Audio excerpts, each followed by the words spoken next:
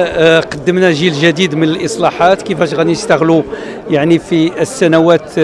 المقبلة مع القطاع الخاص، يعني في واحد المشروع اللي هو تنموي كبير اللي بغاه صاحب الجلالة، واللي إن شاء الله غادي نحاولوا باش يكون الاستثمار في يعني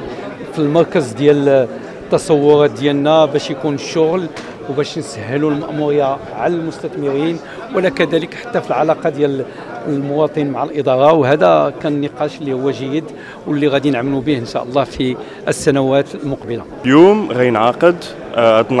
الندوة الوطنية لمناخ الأعمال وتنزيلا التعليمات السامية لصاحب جلالة الملك محمد السادس. هذه الندوة غادي تجعلنا نقويو التفاعل بين الفاعلين ديال القطاع الخاص، ديال القطاع العام، ديال القطاع البنكي وديال المجالات الترابية، باش نتجاوزوا المشاكل اللي كيعرفها مناخ الاعمال في المغرب ونحروا كاع الطاقات ديال بلادنا. وكيف ما يمكننا نعرفوا المغاربه يقدروا يكونوا مفتخرين بكاع الانجازات اللي عرفها البلاد في نطاق مناخ الاعمال هذه السنوات الاخيره، ولكن رغم ذلك الطموح ديالنا هو اكبر. داكشي علاش الحكومه خدمات على واحد الخريطه العمل تحسين مناخ الاعمال في افق 2026 فيها العديد من الاوراش الاولويه اللي غادي تمكننا من خلق واحد الجيل جديد ديال المستثمرين وديال رواد الاعمال.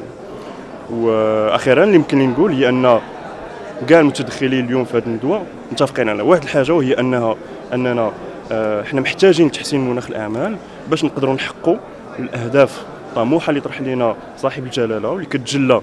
في تعبئه 550 مليار درهم ديال الاستثمار الخاص وخلق 500 ألف منصب شغل قار، ذلك بين